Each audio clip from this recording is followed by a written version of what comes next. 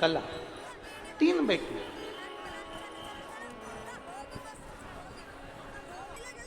और वो तीनों बड़ी सुंदर हैं, पितृलोक में निवास कर रही हैं। पितृलोक में निवास करते करते करते करते एक बार वो भ्रमण के लिए निकली और सनकादि ऋषियों के पास में से निकल कर जा रही थी। मेना धन्या कला जब सनकादि ऋषियों के करीब में से निकल कर जा रही है तो उनका जो लहंगा है, जो वस्त्र पहनी हुई थी, जो लहंगा पहनी हुई थी, वो वस्त्र उस सनकादि ऋषियों के पास में से निकलने पर उनकी जंघा को लग गया और जंघा छिला गई। अब सनत कुमार तो छोटे छोटे से, सनकादि ऋषि तो छोटे छोटे से, अब छोटे छोटे से सनकादि ऋषियों की जंघा जब छिला गई, जंघा में चोट लग गई और चोट लगकर छिला गया। पहले मेना निकल कर गई, फिर धन्या निकल कर गई, फिर कला निकल कर गई, चोट लग गई। क्रोध आ गया सनकादि ऋषियों में,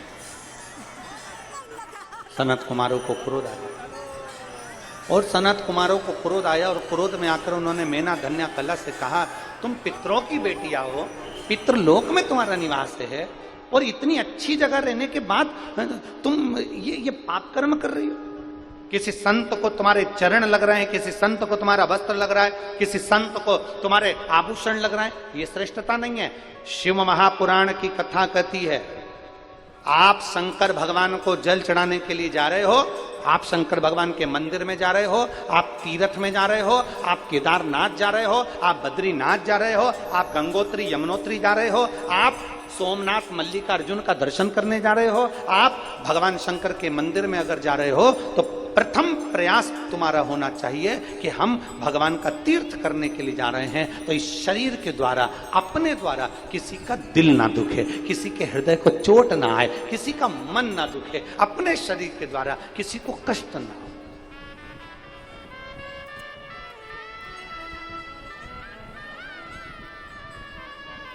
और तेरा ही दिया मैंने खाया पिया है, तेरा शुक्रिया,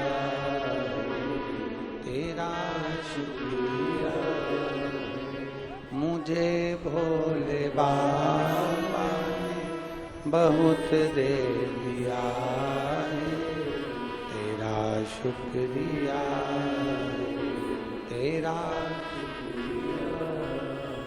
अपने द्वारा किसी को चोट ना पहुंचे, अपने द्वारा किसी को कष्ट ना पहुंचे, ये प्रथम प्रयास है।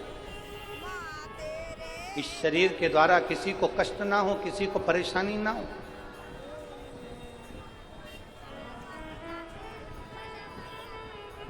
हम तो यहां तक कहेंगे,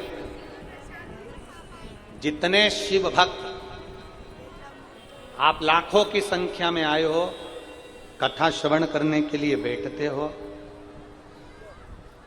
जितने शंकर के भक्त यहां कथा सुनने के लिए बैठते हैं, उनसे निवेदन करेंगे कि प्रयास करो,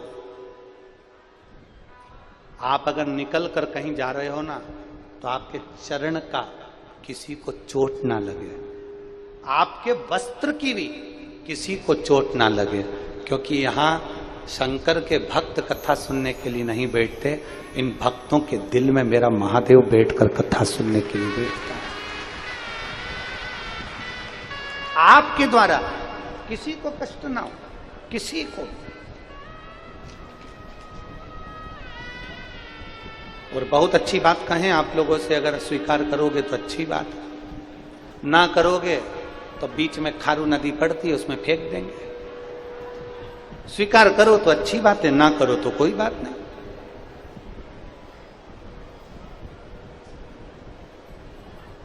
जितनी देर कथा सुनने के लिए बैठे हो, जितनी देर कथा के पंडाल में आकर बैठे हो, उतनी देर आपका चित्त, मन, बुद्धि सब मेरे देवाधिदेव महादेव में होना चाहिए, मेरे शिव में होना चाहिए, कहीं नहीं। एक तमन्ना है इस दिल में, एक रात बिताऊं जीवन में।